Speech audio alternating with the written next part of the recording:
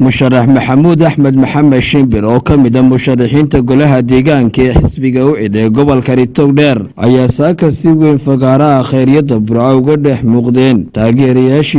taageerayaasha musharax Shimbir oo sitay calanka xisbigaasi iyo boorar kala duwan oo ay ku xardhan yihiin astaamaha musharaxa ayaa si weyn u muujinayay taageerada musharax Shimbir ay u hayaan taageerayaasha oo ay wehelinayeen musharax maxamuud axmed maxamed Shimbir ayaa socod lug ah iyo gaadiid ku soo maray wadooyinka kala duwan ee magaaladani Burco waxaana ay muujinayeen sida ay ugu heelayeen inay codkooda ku soo saaraan murashax maxamuud axmed maxamed Shimbir dabaaldegyadaasi kala duwan markii ay soo dhamaadeen qaar ka mid ah taageerayaasha musharaxa ayaa halkaasi ka soo jeediyay sida ay ugu heelayeen cod iyo cududba inay musharaxa ku soo saaraan waxaan u soo baxnay hadaan taageerayaasha 104 Master Shimbir ayaan u soo baxnay dhoolatuskaygii oo aanu ku qabanay Khayriyada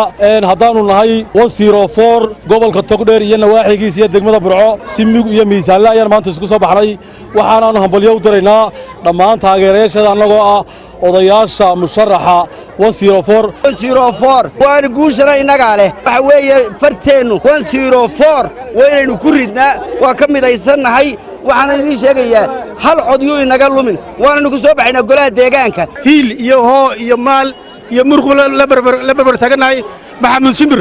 caynkaas oo maaha jamaahiirtay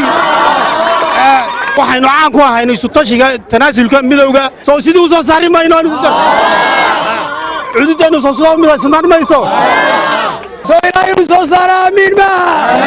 soo ilaahay soo saari maayo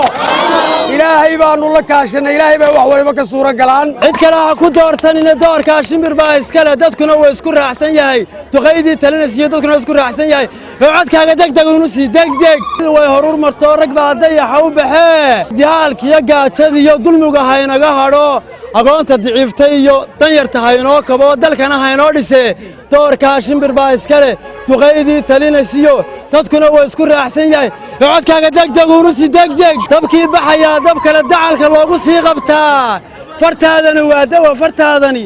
waa dawa intaan sidii duulkaan ogaa intaan dib u qoomamayn qaar baa fartaas ka qalin doontaa sidii duulkaan ogaa intaan dib u qoomamayn haraacin dubaaliga xayawayga ku soo duwo ugu dambeynna waxa halkaasi ka hadlay musharaxa golaha deegaanka ee degmadani Burco maxamuud axmed maxamed Shimbir waxaana uga mahadnaqay taageerayaashiisa mugga iyo miisaanka leh sida ay isugu soo baxeen isagoona tilmaamay in maalinta codbixinta ee 13 May ay u diyaar garoobaan 104 aad baan u salaamayaa bacad baynu joognaa waan idin mahadnaqayaa sida mugga iyo miisaanka leh ee uga dhex muuqateen meeshii banaanbuxu ka jiray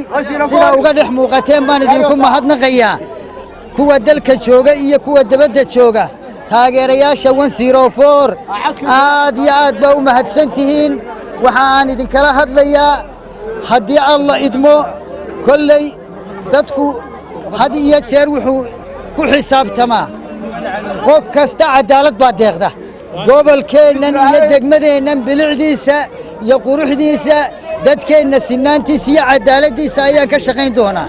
aqoontayda iyo kartida iyo aqoontaan u leeyahay ayaan wax idinku qaban doonaa insha Allah taala waana mahadsantihiin taageerayaasha musharax maxamuud axmed maxamed Shimbir ayaa ahaa iyagu kuwa saaka saameyn weyn ku reebay Fagaaraha Khayriyada Burco Cabdilaahi Maxamuud Muuse Xudayfi wararka telefishinka ZBA Burco.